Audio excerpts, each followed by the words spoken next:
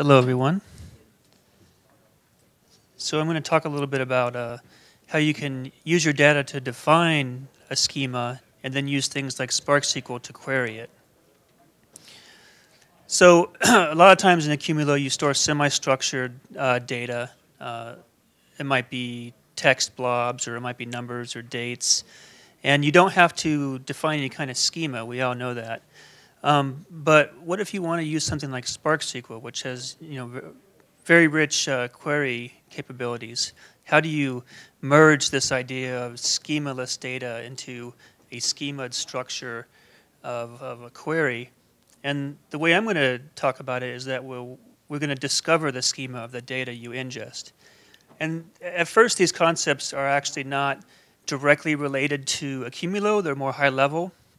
But I'll show some ways you can't use them with Accumulo.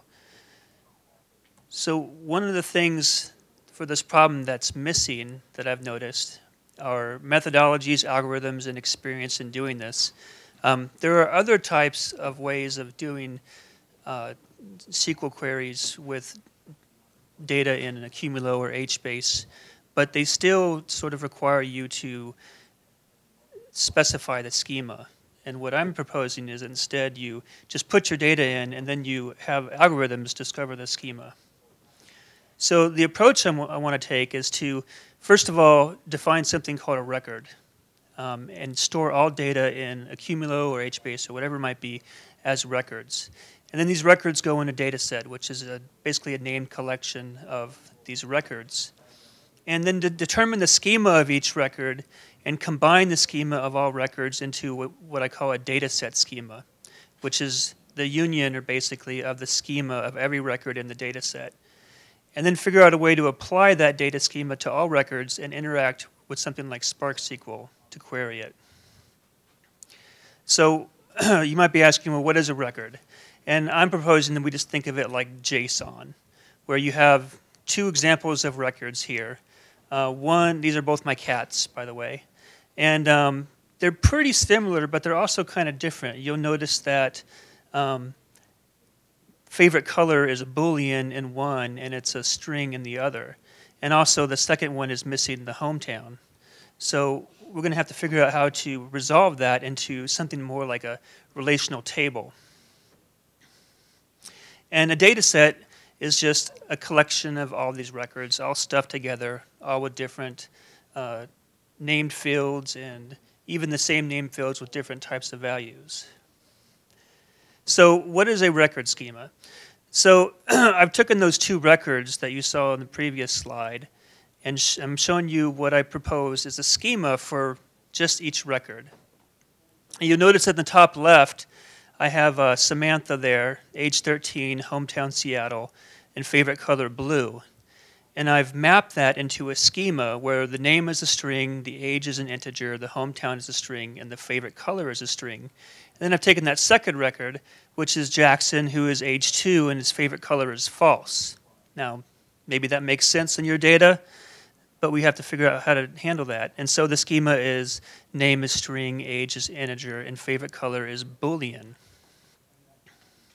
So what you end up with is these data sets that have, let's say, billions of records, and each record is a schema, so this data set also has billions of schemas. And how do we combine that into a single schema, sort of like what you'd see in a relational table? And to do that, I have this concept of merging record schemas. So it's basically deconflict the schemas of each record.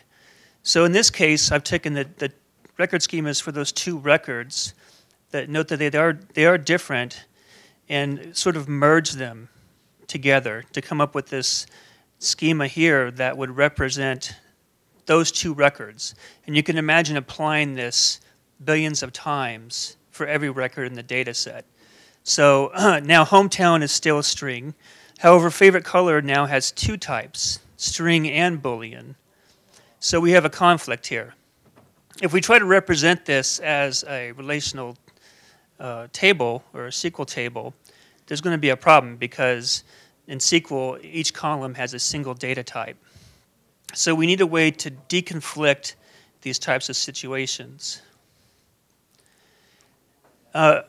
So one way to do it in this simple case is to basically have a table where if you have, think of the columns and the rows as the data types that's in a field for one record and the other. So we're thinking of this as two records.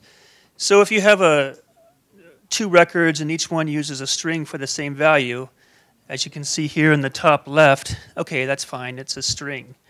However, if one record has a string value and the other has a boolean, integer, or double value, what do? Well, I'm proposing here we call it a string. So when you do your query, you can just think of it as a string. And for, obviously, if both records have a boolean, it's a boolean. And if there's any kind of conflict, we default back to a string, and so on. So using this type of table in this simple situation, we can take these two records, or these merged schemas, and combine it down into a single schema that would represent represent the schema of the entire data set. And you can kind of think of this as like a reduction in the MapReduce example. So you can reduce the schema of every record down until you finally get to a single schema that represents the entire data set.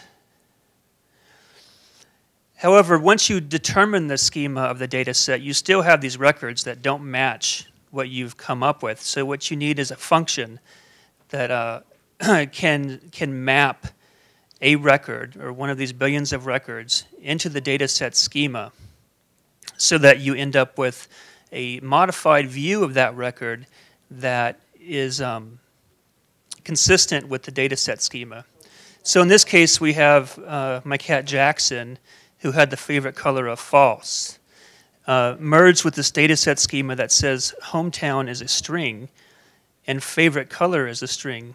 So what do? Well, when we map this record, we say, okay, well, hometown is null because Jackson doesn't have a hometown, and favorite color is a string of the value false.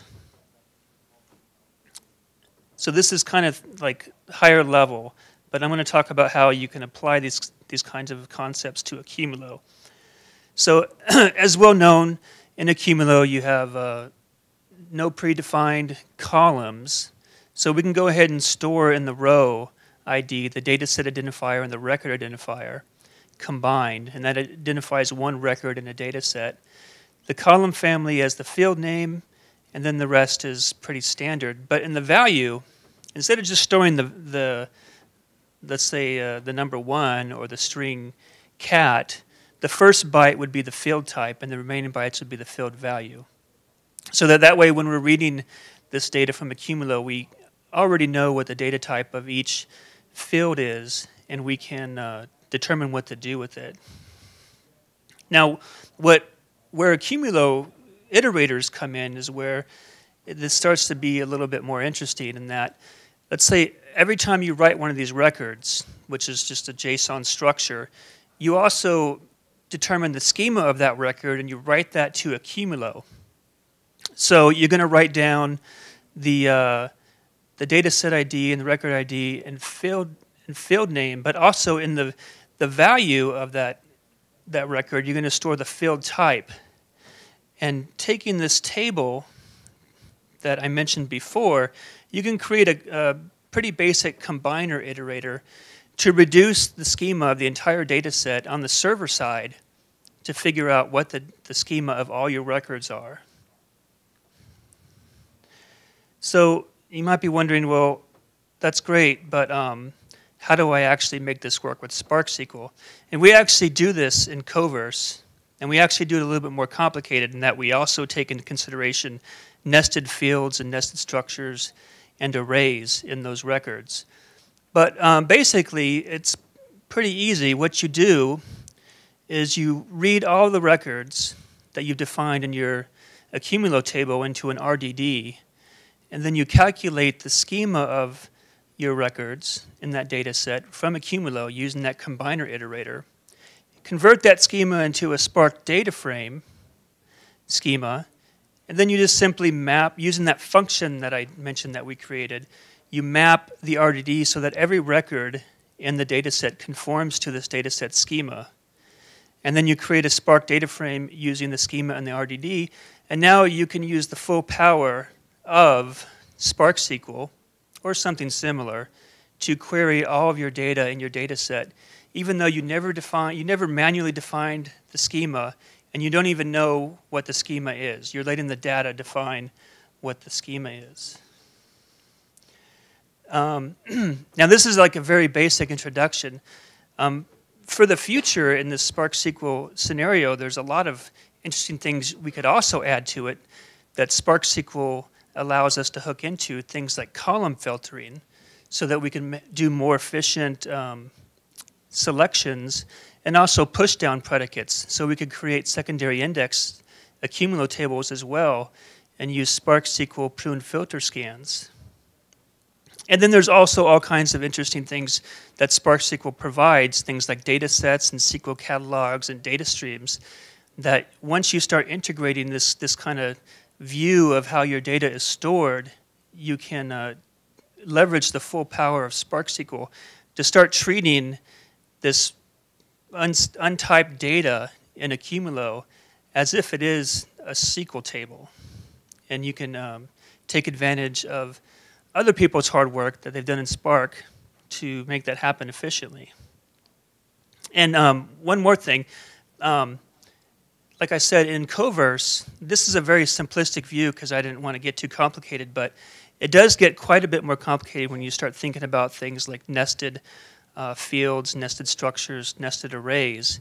And so that deconflict algorithm, or basically a table, turns into more of a complicated algorithm that I think it'd be interesting to talk about what that would look like. We have implemented it, but I think there's some interesting theory applied that we could apply to how that kind of situation happens. And that's it. I know it's kind of quick. Anybody have any questions? Absolutely, yes, that could happen. So yeah, as you notice, the common denominator here is strings. And especially where it gets interesting is if you have a field with the name of, let's say, city, and in all the records it's a string, but in one record it's like a structure. And in that structure are things like city, zip code, or city, or address. And then this deconflicting algorithm gets a little bit more interesting. But I think that figuring it out has a big payoff. Yeah.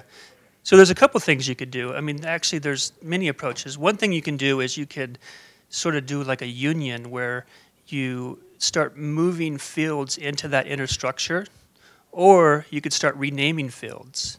So you could have a field named city, and then you could have a field named city struct. So there's all kinds of ways you can deconflict this. As long as it's applied consistently, you can take any data and turn it into a relational schema and query it.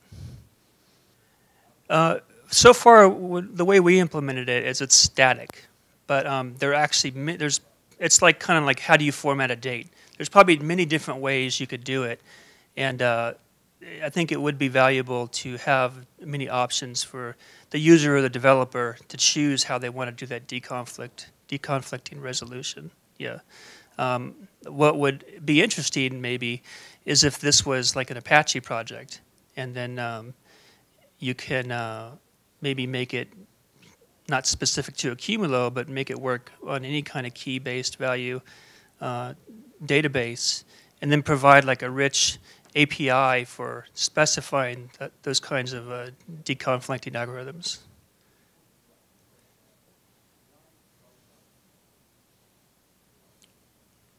Okay, thank you.